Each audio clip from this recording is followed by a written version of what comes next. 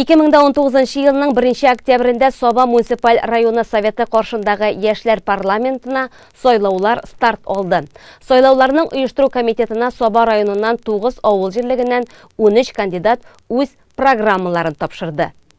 Узган атнада балалар ижад үзәгенең актлар залында Татарстан Республикасы Саба муниципаль районы советы каршындагы яшьләр парламентына дебатлар узды.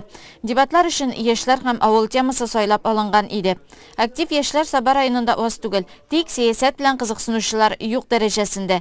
Яшьләрнең сәяси активлыгын күтәрү төп максатыбыз булып тора ди дебатларны оештыручыларның берсе Бердәм Россия яшь гвардиясе оешмасының Саба төбәк бүлеге җитәкчесе Айнур Халиев. Бүгенге дебатларның безнең төп максаты район советы каршында эшләп килүче яшьләр парламентына шушы яшьләребезне әгъза итеп сойлау тора беренче, чөнки бүгенге көндә безнең әлеге чара безнең мәҗбүри чара булып тора, чөнки һәр теркәлгән кандидат әлеге дебатларда безнең мәҗбүри рәвештә катнашырга тиеш, һәм инде алар шушында килгәч үзләренең бүгенге көндә үзләре белән таныштырып, һәм инде үзләренең районда яшьләр арасында булган проблемаларын җиткереп, үзләренең фикерләрен һәм шушы безнең булган проблемаларны чишү юлларын безгә тәкъдим итәргә тиешләр. Һәм инде шушы дебатлар узганнан соң безнең яшьләр парламенты формалашачак декабрь ахырына, һәм инде без шушы 2020 елдан яшьләр парламентын районда эшләтеп җибәрәчәкбез. Ягъни бүгенге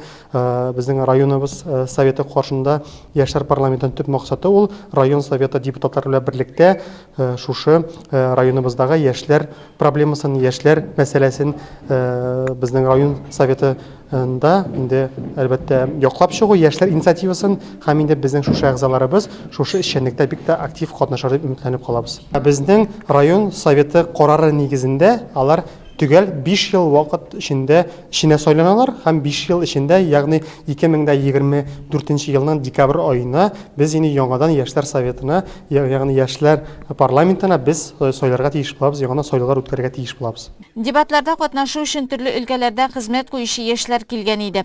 Һәм алар яшьләр парламентына сайлана калсалар, кайсы өлкәләрдә эшләячәкләрен дә ачык күз алдына китерәләр, үзләренең программалары бар. Дебатларда алар 3 төркемгә бүленеп фикер алыштылар. Бойлар Сабасы кызы Алина Вәлиева Казан федераль университетын төгәлләп, хәзерге вакытта Килдебәк урта мәктәбендә башлангыч сыйныфлар укыта. Дебатларда ул мәдәният темасын күтәрде. Программа әзерләргә кирәк булмады.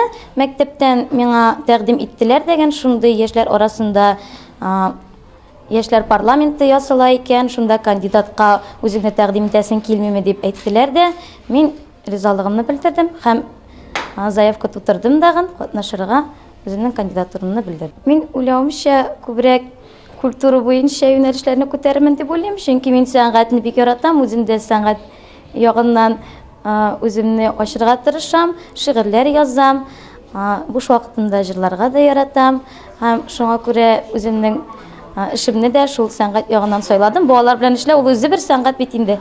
Шуңа күрә сәнгать ягыннан дип уйлап торам.